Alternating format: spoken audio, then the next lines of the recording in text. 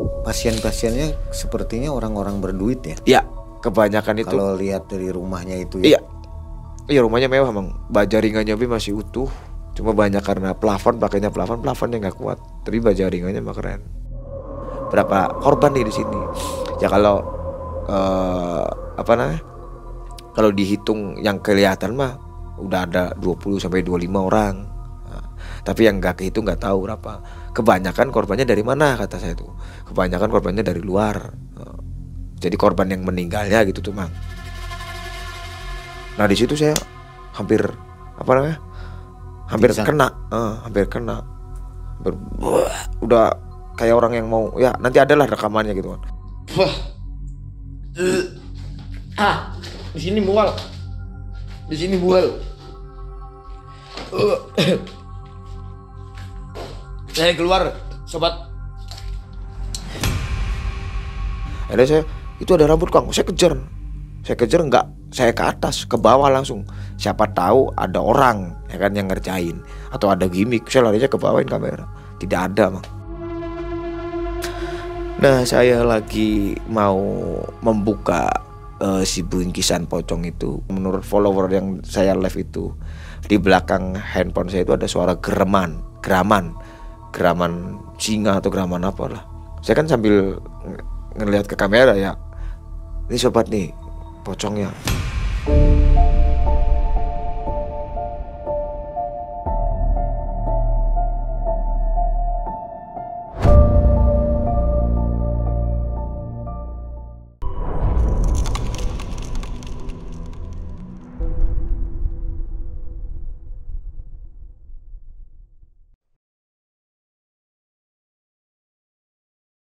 Assalamualaikum warahmatullahi wabarakatuh. Selamat malam Sobat MM, senang sekali kita bisa berjumpa di hari ini. Seperti biasanya Mang Ei dan tim akan mengantarkan cerita kepada Anda semua tentang kisah mistis dan misteri tentunya. Sudah ada di depan Anda, pastinya sudah kenal ya. Ini adalah Mas Diki Batamera. Videonya sudah banyak beredar di Malam Mencekam. Dan pada malam hari ini Mas Diki akan bercerita kembali tentang kisah nyatanya waktu beliau melakukan explore ya. Iya. Explore di TikTok kalau nggak salah. Iya betul, di TikTok. Jadi Mas Diki ini mengeksplor sebuah rumah pengabdi setan di kota Cirebon. Baru saja terjadi di bulan ini. Betul. Mas Diki. Ya, Mang. Terima kasih, kaosnya sudah dipakai. Ini mendingan zikir daripada minta sama jin kafir yang kemarin. Jadi yang ingin kaos ini silahkan sobat menghubungi admin. Oke? Di sana sobat bisa ngobrol dengan admin, desain apa yang akan dibeli. Baik, Mas Diki, apa kabar? Alhamdulillah baik, Mang. Sehat ya? Alhamdulillah sehat. Apa saja kegiatan selama ini nih? Untuk saat ini mah alhamdulillah saya diamanahi oleh Malam Mencekam, Mang. Di TikTok Malam Mencekam Explore. Oh, TikToknya namanya Malam Mencekam Explore. Iya, Mang. Itu tentang apa namanya, berarti menguak mitos-mitos atau misteri di sekitar gitu kan. Di kota mana saja? Di mana saja, Mang. Jadi kalau sobat punya tempat yang angker dan penasaran ingin dieksplor, betul, silahkan hubungi Malam Mencekam Explore. Mas Diki ada di sana ya. Betul. Jadi pengalamannya itu ini pasti ngeri ya. Wah, alhamdulillah ngeri banget. Jadi kalau orang hantu dihindari, ini hantu dicari. Mang, tapi tidak ditantang. Tidak ditantang. Iya, tidak ditantang. Tidak seperti yang lainnya ya. Iya, menantang. Iya. Hadir gitu ya. Kalau ini enggak ya. Enggak.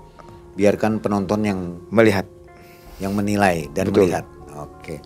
Nah, kisah kali ini itu luar biasa sekali, saya sampai heran.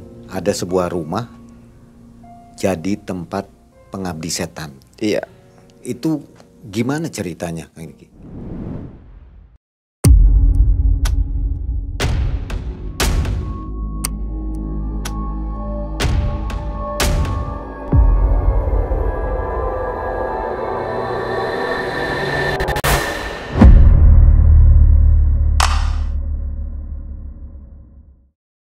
Awal-awalnya itu saya kan mengeksplor ke berbagai kota gitu kan, keliling kota ke tempat-tempat angker juga yang ada di Cirebon. Jadi kalau nggak salah malam apa itu ya, malam minggu lah setelah explore itu saya lagi kumpul nih sama teman-teman, lagi kumpul di daerah kota Cirebon juga. Memang tidak masuk di akal gitu kan. Soalnya di tengah-tengah kota ada rumah pengabdi setan.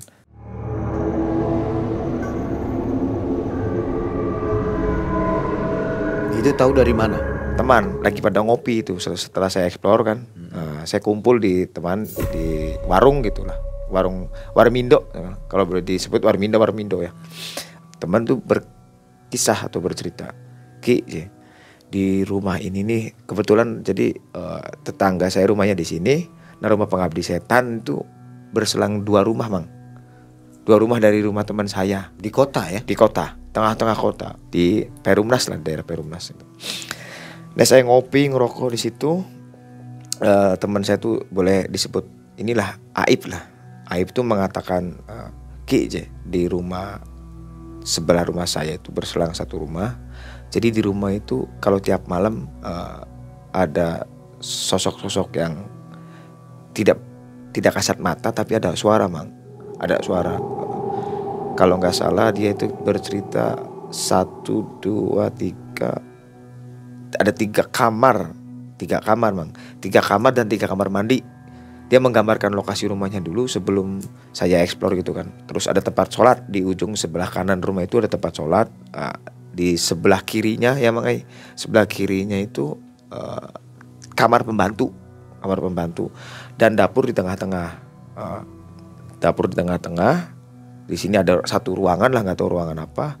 Dia gambarkan gitu kan pakai lisan gitu kan. Nah di sekitar itu banyak yang terjadi kesurupan katanya. Nah orang jualan nih Mang, orang jualan seolah-olah diberhentikan di rumah itu tuh. Kata orang pedagang itu rumah ini nih ada penunggunya. Maksudnya bukan dalam artian penunggu makhluk halus lah. Ada manusianya. Orang jualan bakso, tok gitu. Mang beli bakso gitu kan. Nah dia berhenti di situ tuh, di depan rumah itu berhenti. Nah pas berhenti di situ dia lagi bikin pesanan yang dipesan. Mang aku pesan 5 mangkok gitu kan. Itu temen yang cerita, bukan saya sebelum saya explore itu. Temen itu si Mamang Bakso bikin 5 mangkok 5 porsi. Sudah jadi Mang, mau nganterin, lah kok rumah kosong gitu kan. Nah akhirnya mau nggak mau ya dia jadi bingung ngomong bakso itu. Akhirnya bagiin dah di rumah-rumah tetangga sebelahnya. Bagiin aja, udah bagiin. Mang kenapa Mang? Tadi tuh saya bisa berhenti di sini karena ada yang memberhentikan saya memesan bakso 5 porsi. Nah, teman saya kebetulan kan dia usahanya punya kios.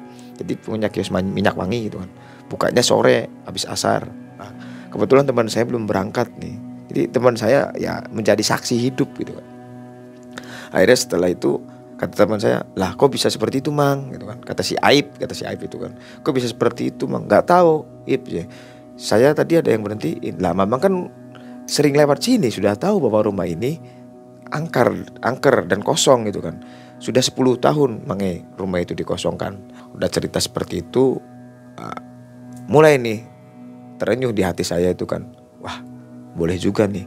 Karena tadi kembali lagi Mang karena konsep malam mencekam explore yang di TikTok itu emangnya kita itu mencari lokasi atau rumah-rumah yang benar angker Mang.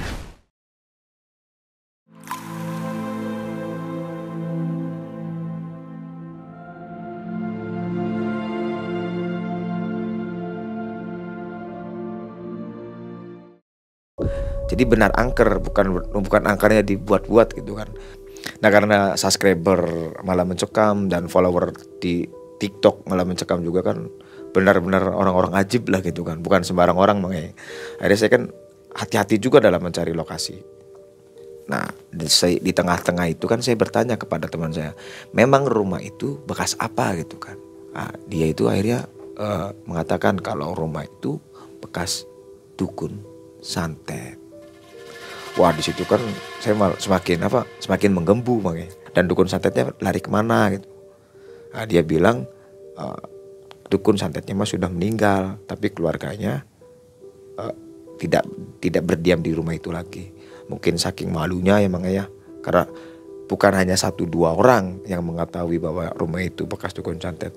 Semua lah, hampir semua. Kalau boleh dikatakan satu kelurahan lah gitu kan. Akhirnya waduh ajib nih kata saya. Cocok lah gitu kan. Nah, setelah itu saya mengasih jadwal nih, gimana nih kalau besok malam kita gas gitu kan. Malam Senin kan pesan Mang Ai kalau tiap malam Senin penonton TikTok atau penonton Malam Mencekam itu rame ya malam Senin. Nah akhirnya saya nanya ke teman saya itu, gimana nih kalau malam Senin aja kita gas gitu kan. Boleh Ki, tapi kamu sendirian ya, aku gak berani. Nah akhirnya malam Senin itu tepat jam 8 habis isya kalau gak salah, 8 ya, jam 8:30, 9 saya datang nih, udah janjian sama teman, datang ke rumah si Aib itu. Mana Ib rumahnya? Tuki aja rumahnya, di pinggir jalan Bang. Rumahnya itu di pinggir jalan dan sangat luas rumahnya, sangat luas. Kalau di kasat mata mah ini rumah masih apik loh, masih layak pakai lah gitu kan. Saya belum berani masuk karena kalau saya pribadi buat ke siapapun gitu kan, mau ke manusia mau ke makhluk halus ya, kalau saya sopan dia segan gitu kan. Saya nggak mau gerdak-geruduk dong, resiko kan Bang. Akhirnya saya ngopi-ngopi dulu. Pas jam 9 malam saya baru masuk, tanpa ditunjukkan tanpa diantar dan diberitahu jalan-jalannya sama teman saya. Saya masuk masih di halaman luar, belum masuk ke rumahnya ya. Ada pohon kayak pohon cemara gitulah. Pohon masih kecil cemara. Baru masuk ke hawa sudah berbeda Mang. Hawa berbeda. Ada angin kayak bukan angin gitulah. Nabrak ke saya tuh, dingin. Dinginnya dingin banget, pokoknya dingin banget. Akhirnya maju kan. Merinding, udah mulai merinding. Akhirnya saya masuk. Assalamualaikum. Tuh suara. Baru assalamualaikum, saya masuk lewat garasi mobil, ada buka sedikit segini nih, saya masuk, assalamualaikum.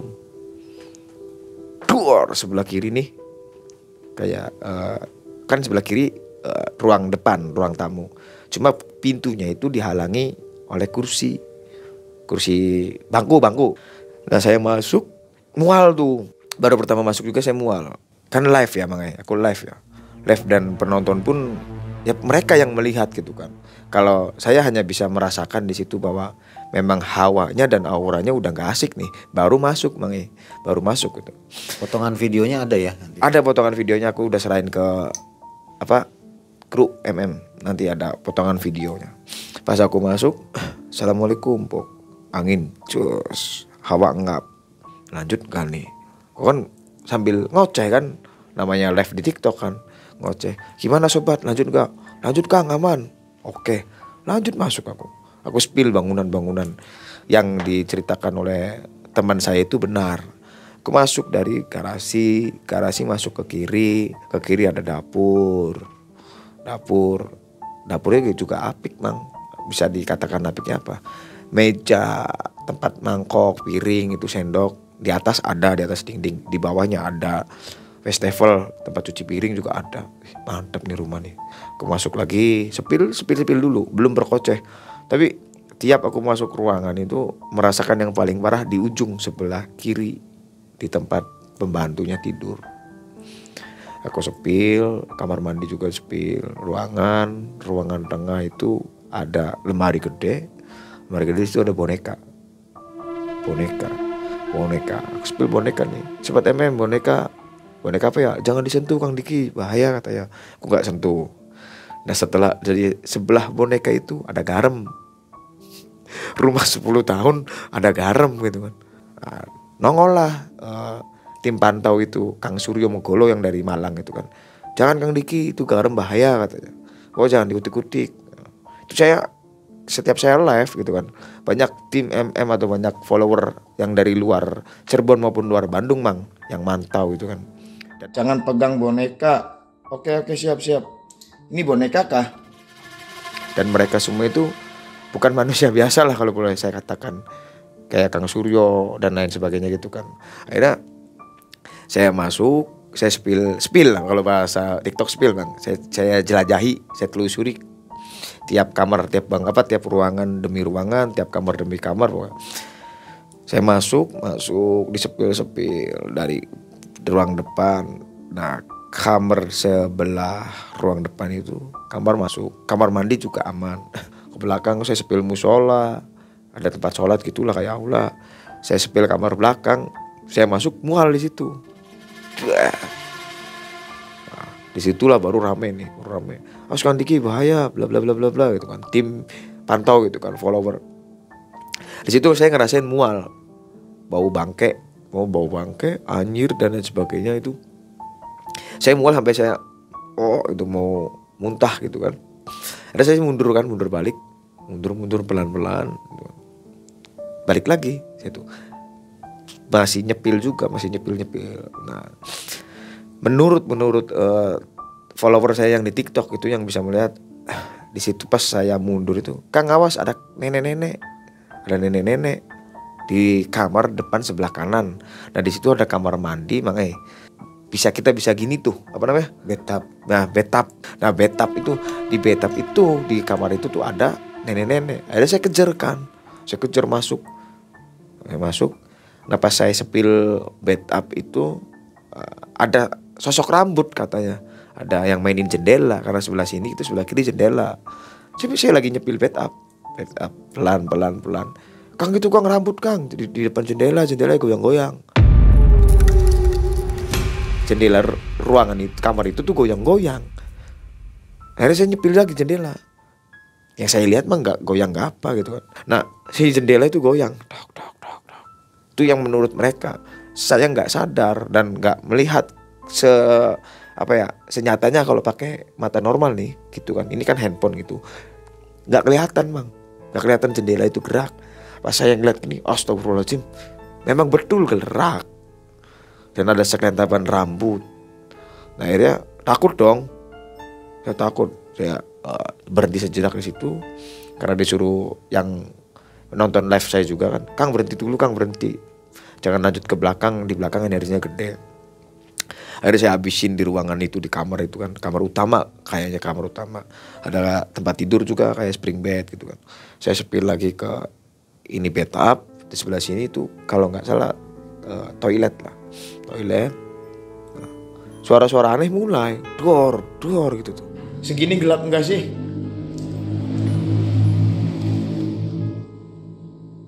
Allahu Akbar, tang Bang, aku nggak doyan nantang, uji nyali Bang, nggak boleh. Nah akhirnya saya kejar lagi sumber suara itu di mana. Saya lari lagi pelan-pelan di kamar kosong itu yang belakang. Kamar kosong itu, yang kamar pembantu itu tuh Bang. Saya masuk ke kamar pembantu itu. Nah di situ saya hampir kena. Udah kayak orang yang mau, ya nanti adalah rekamannya gitu kan. Di sini mual.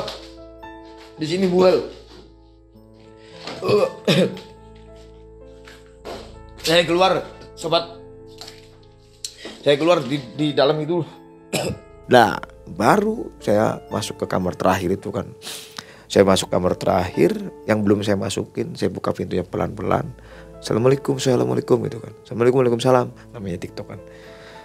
Nah, saya masuk, saya lagi nyepil pintu. Ada rambut. Ada beberapa orang juga yang nge-record gitu kan. Saya memang nggak bisa ngelihat dalam mata nyata mah nggak ada gitu. Saya gini, itu Kang Diki ada rambut 3 kali. Nah saya kan langsung kejar. Saya nggak kebanyakan lama Bang, nggak kebanyakan lama kayak orang-orang balikin dulu kameranya atau diputer-puterin dulu, enggak. Kalau setiap ada penampakan dan setiap ada menurut penonton TikTok itu, follower yang live TikTok itu, Kang di situ ada pocong, saya kejar gitu kan. Akhirnya itu ada rambut Kang, saya kejar enggak, saya ke atas, ke bawah langsung. Siapa tahu ada orang ya kan yang ngerjain atau ada gimmick, saya larinya ke bawahin kamera. Tidak ada Bang. Rambut itu enggak tahu. Akhirnya saya suruh mundur lagi sama Bang Ramadian. Kebetulan moderator TikTok saya Bang Ramadian, Khalifa itu kan. Itu orang-orang ajib lah. Bang Firman yang jadi moderator. Cerita si Firman, Bang Firman Ramadian itu kan pada bisa melihat Kang Suryo juga. Mundur kan Diki, mundur. Bahaya. Kemundur kan. Mundur. Stay camp Kang. Nah pas saya mau stay camp, saya nyepil kan. Di situ itu ada kain kafan. Kain kafan, ada tempat pembakaran menyan Bang. Ada peci haji, tasbih juga, dan ada bunga 7 rupa yang mungkin sudah saking lamanya. Jadi sudah tidak berbentuk bunga lah Bang. Warnanya udah pada hitam-hitam gitu kan. Sama satu buntelan. Buntelan tuh bahasa Indonesia apa ya? Bentuk kayak pocong. Nah, bentuk kayak pocong itu satu di situ. Astagfirullahaladzim. Nah, di situ saya ditahan sama Kang Suryo. Ini saya mendekatkan nih, jangan Kang Diki, jangan, berbahaya. Nah orang-orang juga yang berkomentar di situ, jangan Kang. Nah, akhirnya saya stay camp kan, saya ngedekatin. Stay camp itu berarti standbyin kamera, handphone saya tinggal gitu kan. Sambil dikasih penerangan, saya mendekati lokasi itu kan, si kain kafan, tempat bakar menyan, kembang 7 rupa, sisir, tasbih sama peci haji. Bisa dikatakan peci haji karena pecinya warna putih. Akhirnya saya mendekati tempat itu. Yang saya lakukan apa? Saya banting Bang. Prah, gitu kan. Banting tempat bakar menyan. Prah. Wah bahaya kan Diki, bahaya. Nah saya lagi mau membuka si bingkisan pocong itu. Menurut follower yang saya live itu, di belakang handphone saya itu ada suara geraman singa atau geraman apa lah. Saya kan sambil ngelihat ke kamera ya. Ini sobat nih, pocongnya. Buka Kang, buka, kata Kang Suryo. Buka aja. Ya, saya buka satu-satu. Baru buka tali satu, buar lagi. Ada geraman lagi. Akhirnya menurut penonton juga, keluar aja Kang Diki, jangan di situ, berbahaya. Akhirnya saya keluar kan, lari bawa kakas itu.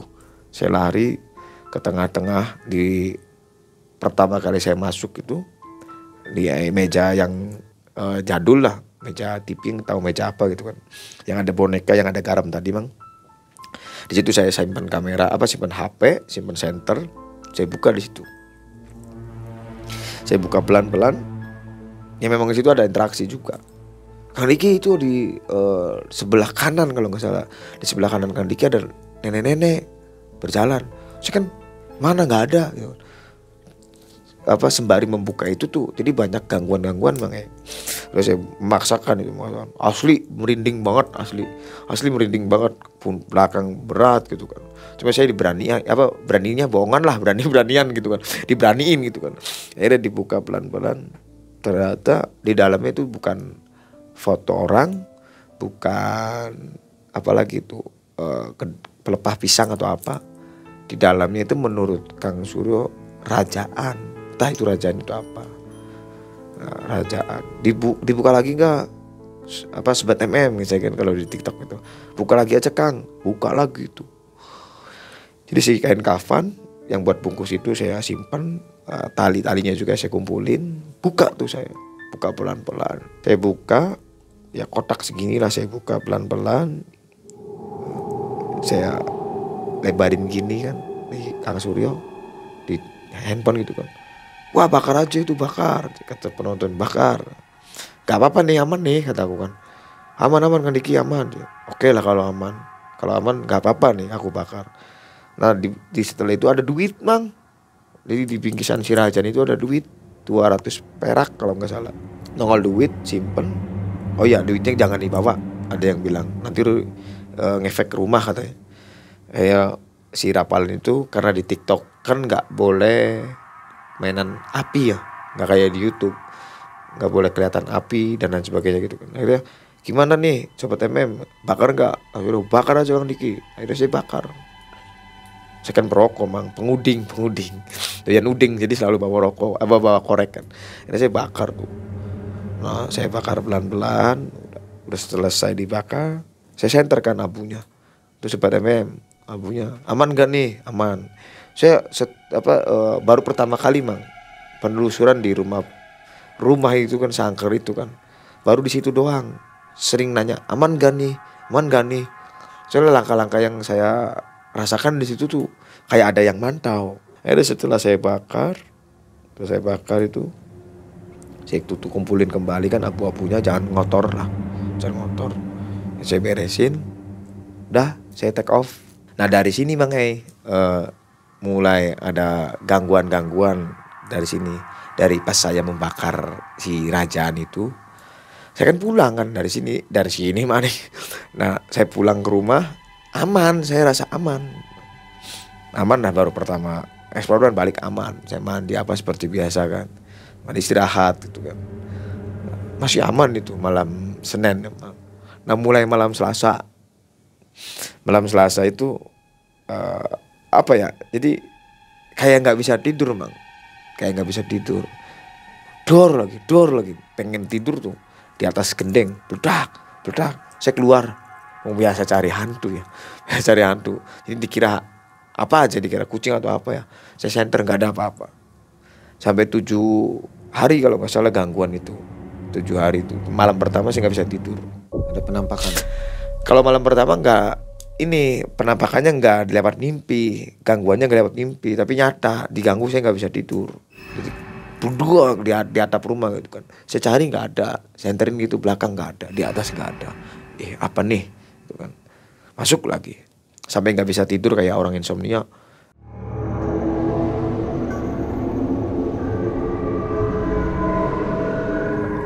Beledak lagi. Nah, terakhir beledakan itu kayak kelapa tapi ada apinya, nggak tahu apalah. Saya nggak ada pikiran di rumah yang kemarin saya bakar. Saya pikirannya karena saya tiap malam saya explore emang. Jadi saya pikiran mungkin saya habis nge-explore di bangunan daerah Plumbon, efeknya ke sini gitu kan. Saya berpikir seperti itu. Udah masuk, datanglah sampailah subuh, saya nggak tidur kan. Subuh baru saya sholat, tidur. Nah masa siang-siang mimpi gitu. Berarti hari Selasanya mimpi saya itu. Mimpi itu tinggi gede. Nggak ngomong nggak apa, tinggi gede itu. Saya kayak diajak berantem. Jadi kayak saya mimpi di dalam itu ditantang sama yang sosok tinggi gede itu. Dia nggak ngomong nggak apa, nggak tahu tuh bangsa jin kok nggak bisa ngomong kan. Saya berantem di mimpi itu, kalah. Tinggi gede, hitam. Siang, yang bikin aneh itu siang. Saya bangun jam 2 sampai kelewatan sholat zuhur kan. Saya sholat zuhur, badan juga udah kok nggak biasanya hawa kayak gini nih. Badan nggak enak, malas kemana-mana di rumah begitu Bang. Terus bawaan takut aja.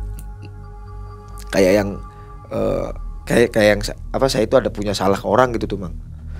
Perasaannya begitu doang loh. Jadi gelisah. Nah pas malam kedua itu ada suara tanpa rupa, kamu ikut campur. Saya itu tidak punya masalah dengan kamu, kenapa kamu ikut campur apa?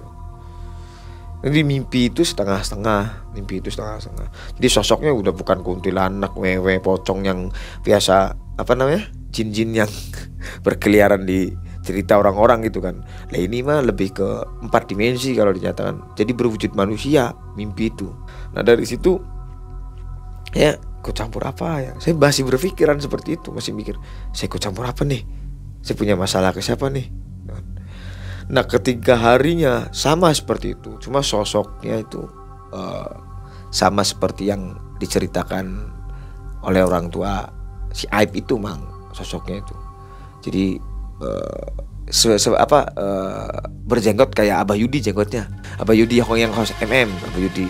Cuma tingginya kayak Abah Japar. Tingginya Abah Japar, jenggotnya lebat kayak Abah Yudi. Pakainya hitam-hitam Bang tinggi banget orangnya.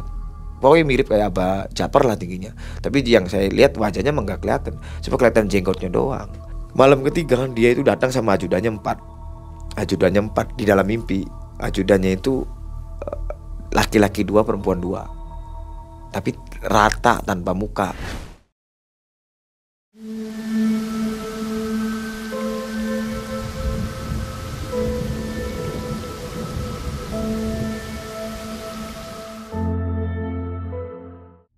Ditarik lah saya tuh keluar. Yang aneh kok orang yang di rumah diem aja, saya ditarik sama 4 bodyguard itu. 2 laki-laki 2 perempuan. Saya ditarik, saya dinaikin kayak ke kereta gitu. Bukan kereta api, kereta kencana kan. Dibawa sama si ajudan itu tuh. Dibawa kanan kiri hutan belantara. Nggak ada rumah-rumah, nggak ada. Yang ada tuh rumah saya doang gitu kan. Saya ingatnya di situ. Kan senyatanya kan dari rumah saya ke lokasi itu ngelewatin beberapa swalayan, ya kan, beberapa pasar. Secara logika, kenapa itu kok jalanan lurus, nggak ada apa-apa, kanan kiri tidak ada rumah, tidak ada Alfamart, Indomaret gitu kan. Dan itu kosong lah, jalan kayak jalan tol lah. Nah saya dinaikin kereta kencana, masuk ke rumah yang kemarin saya explore. Situ bro, saya kayak seolah-olah disiksa gitu kan. Ya di situ ditanyain, kenapa kamu ikut campur? Kata si yang Abah Japar lah, kita boleh dikatakan Abah Japar aja, nggak apa-apa.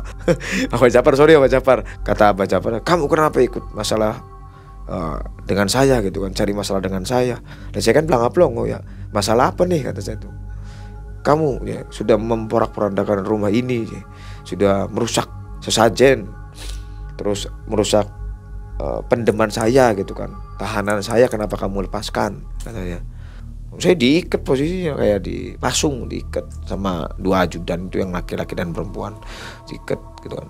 Cepat cerita, saya dilepasin lagi, tapi lepas begitu bangun tidur badan lelah, panas dingin badan tuh kan. Tapi yang aneh itu tidak ada gangguan kayak kuntilanak, pocong, wewe gombel, apa wowo, nggak ada. Jadi saya lebih ke bahwa makhluk halus itu menjelma seperti manusia pada umumnya. Nah malam keempat saya kayak dibawa di tengah-tengah alas lagi, itu memang sama seperti kayak Abah Japar bentuknya itu kan. Nah di situ saya nggak bisa apa-apa, di situ. Udah nggak bisa apa-apa, udah lelah gitu kan. Sampai saya menanyakan, ini masalah saya apa dengan Anda? Kenapa Anda selalu hadir di mimpi saya? Saya kan ngomong gitu kan ke dia. Udah, kamu jangan banyak bicara, kamu itu udah melepaskan tahanan saya. Tahanan yang mana? Kamu membakar apa yang sudah saya tahan gitu kan. Kamu sudah melepaskan tahanan saya dari ikatannya, dari incaran saya selama saya hidup gitu. Oh, dari situ saya baru, aduh, ini nggak main-main nih. Akhirnya saya memberanikan diri dah. Di perjalanan saya kan ke guru saya gitu kan, ke Pak Ustadz gitulah, ke Pak Kiai. Saya cuma diwejangin, kata Pak Kiainya, udah Ki, kamu ngelakuin ini aja, sholat tiap malam nih jam 11 setelah explore saya sholat hajat gitu, kata dianya. Nah sambil wirid ini nih, dikasih wiridannya biasa Anas Al-Falak. Nah akhirnya di situ 4 hari 3 hari saya sakit, dan 3 hari saya pengobatan. Jadi tiap 3 malam saya nggak pernah tidur. Saya setelah explore nih jam 11 jam 12 saya lari ke guru saya di situ, karena kata guru saya, udah jangan tidur lagi, cuma 3 hari full saya nggak tidur, karena buat menghindari teror itu. Nah di situ kan saya mulai berbenah. Sudah 3 hari, alhamdulillah, makanya saya bisa main ke Bandung, ke studio MM. Saya badan udah fit. Sebelum main ke sini pun saya kan balik lagi ke temen saya yang ceritakan referensi tempat. Saya ngobrol di situ, ada orang tuanya. Hari ini tuh rumah bekas apa sih, kata saya tuh. Nah orang tuanya mang yang ngomong tuh. Jadi dulu itu rumah ini rumah bekas dukun. Nah dukunnya itu mengabdi kepada setan, kepada jin. Ya kalau yang sekarang kan lagi viral pengabdi setan. Kalau seaslinya itu dia itu pengabdi jin. Jadi dia itu mengabdi jin. Lah kok mengabdi jin gimana kan? Ya akhirnya saya ngobrol tuh sama orang tua teman saya. Jadi kebanyakan di masyarakat pada umumnya kita itu memperbudak jin gitu kan. Tapi senyatanya tidak, Mang. Jadi kayak Mang E punya jin misalkan, mengabdi ke jin ya. Pikiran Mang E itu Mang E menaklukkan jin, tapi senyatanya Mang E yang ditaklukkan oleh jin. Nah dukun santet itu seperti itu, Mang. dia itu ditaklukkan oleh jin, bukan jinnya yang ditaklukkan oleh manusia. Lah kok gitu? Iya Ki, jadi buat ente nih, buat ente. Akhirnya kan ada pesan ke saya, nggak usah bermain jin. Nah kata saya nanya nih, ini nih udah berapa korbannya Pak gitu kan. Pak Heri namanya bapaknya, Pak Heri, bapaknya si Aib itu namanya Pak Heri. Kalau dihitung yang kelihatan mah udah ada 20 sampai 25 orang. Nah, tapi yang nggak kehitung nggak tahu berapa. Kebanyakan korbannya dari mana kata saya tuh. Kebanyakan korbannya dari luar. Jadi korban yang meninggalnya gitu tuh Mang. Dari luar. Jadi kemarin mah ada yang bisa ngeliat di sini juga. Di sini tuh banyak Ki. Bukan bangsa jin doang, jadi orang mati yang kena santet gitu tuh Mang. Jadi yang meninggal itu konon kata orang ngerti di situ kan. Ya bukan golongan Samsu lah, bukan golongan Samsu super, bukan. Nah kalau dikata dia itu matinya tidak sempurna. Kalau orang Cirebon bilang mati kesaran. Matinya karena ada sebab, dan sebabnya disebabkan oleh manusia. Disantet itu. Jadi yang meninggal itu kumpul di situ Mang. Nah yang saya buka itu, dia itu pernah diminta buat menutup usaha. Kayak Mang punya usaha misalkan jualan nih sembako, rame nih Mang saya pesaingnya, saya datang ke dukun itu. Gimana nih saya mau mematikan usaha Mang Akhirnya yaudah kamu beli ini kata dukunnya ke saya tuh. Kamu beli ini Ki, beli kembang 7 rupa, beli telur, ya kan, beli kain kafan 1 meter persegi. Nah setelah itu dia bikin, jadi si rajaan itu dan duit itu tulisan tangan si dukun Mang. Nah, itu kan saya kan pas live juga kan Kang Suryo itu mudah mengatakan. Coba saya kan Kang Suryo kan cuma lewat TikTok doang. Itu Kang Diki itu mah ada orang yang datang ke situ meminta untuk pesaing usahanya biar usahanya mati gitu Mang. Karena posisinya bukan boneka santet. Waktu saya buka, saya bakar itu, tapi rajaan di dalamnya ada duit 200, duit logam 200. Dan saya nanya ke Pak Heri dong, ke bapaknya si Aib itu kan, dan mengiyakan. Terakhir ada orang seperti itu 10 tahun yang lalu. Pasien-pasiennya sepertinya orang-orang berduit ya? Iya, kebanyakan itu. Kalau lihat dari rumahnya itu ya? Iya rumahnya mewah Mang. Baja ringannya masih utuh. Cuma banyak karena plafon, pakainya plafon yang gak kuat. Tapi baja ringannya mah keren. Warga setempat jarang yang mau dekat ke rumah itu? Nggak ada Mang, nggak ada. Lalu ada kejadian di depan itu kan di pohon cemara kayak yang kemarin itu kan sudah ada yang menunggu saya itu sosok perempuan katanya. Itu memang ya ajib lah pokoknya. Di malam mencekam explore TikToknya itu saya ajib sih, bener-bener dapat pengalaman karena yang mantau saya itu orang-orang yang istimewa gitu. Nggak dijual aja itu rumahnya? Nggak ada yang laku. Kemarin juga udah ditawar-tawarin, nggak ada yang laku, nggak ada yang mau. Udah ditawarkan? Udah ditawar-tawarkan sama anak istrinya, udah ditawar-tawarkan, nggak ada yang mau. Dan nggak ada yang bakal beli, nggak ada. Soalnya kan sudah tahu kisah awalnya seperti apa itu. Kalau ada penonton kita yang ingin tahu tempatnya, ngobrol aja ke Kang Diki. Iya ngobrol aja. Ya pantau aja lah TikToknya. Sobat kisah yang sangat menarik dari Kang Diki ini. Kang Diki ini selain seorang pemakan bata, beliau sekarang menjadi seorang explorer di TikTok. Karena bukan keinginannya untuk dapat duit dari TikTok, tapi karena hobinya ini. Hobi Mang, betul. Kalau orang hobi naik motor ya. Iya. Saya udah Mang, kalau motor mah lagi zaman bujangan udah saya main trail udah. Sekarang ini kalau ketemu hantu mau dimodif juga. Jadi saya lebih ke ini sih Mang, mitos atau hoax. Nah, sekarang kan banyak. Nah, saya lebih ke pembuktian gitu kan. Tapi bisa merasakan energi-energi negatif. Ya. Kalau sejatinya kalau manusia mah memang bisa merasakan energi. Apalagi kita masuk ke bangunan kosong, kita masuk ke kamar mandi rumah kita sendiri gitu kan. Karena kita manusia itu energinya positif. Ke kamar mandi yang auranya negatif, merinding ke kamar mandi rumah sendiri. Apalagi rumah-rumah yang angker yang udah 3 tahun, 5 tahun seperti itu. Ada nggak tips untuk kita yang penakut nih supaya nggak takut dengan jin atau hantu? Ya kalau saya mah, bagi saya pribadi, karena saya tidak menantang gitu ya Mang, tidak menantang. Jadi kalau ada penampakannya alhamdulillah gitu kan. Yang penting satu gitu kan, dalam hati kita nggak usah menantang. Jadi tetap bertasbih. Saya tetap explore, nggak pernah yang namanya menantang Mang. Nah buat sobat yang penakut gitu kan, simple ya, atau dengan cara sugesti kita itu jangan terlalu ke hantu lah. Sugestinya jangan ke hantu-hantu. Itu relax aja, relax. Pengen rumah kosong, pengen makam kosong gitu kan, pengen hantu, pengen ada jin gitu. Karena manusia dan jin kan hidupnya ya harus dewek-dewek, berdampingan tapi sendiri-sendiri kan. Seperti itu sih Bang, kalau menurut saya mah. Jadi jangan begitu takut gitu. Iya, jangan tersugesti gitu kan. Kalau takut mah ya takut mah Santai aja. Santai mah. Gimana mau santai kalau wajahnya serem penampakannya? Tapi kalau aslinya mah nggak bakal ada yang bisa menampakkan secara nyata, secara real. Sebab menurut dunia para hantu Bang ya. Saya kemarin chattingan sih sama si kuntilanak itu. Mereka juga sial Bang kalau terlihat oleh manusia gitu. Termasuk tertangkap kamera. Nah, tertangkap kamera pun sial. Dia disidang mereka juga. Terkecuali hantu-hantu yang suruhan gitu kan. Yang jalan-jalan mengkol-mengkol pesugihan itu beda. Kalau hantu liar dia malah dimarahin gitu. Oh, kalau hantu untuk santet-santet atau pesugihan itu beda ya? Beda, itu malah disuruh. Memang harus menampakkan ya? Harus menampakkan dan harus mengganggu. Oke, Kang Diki.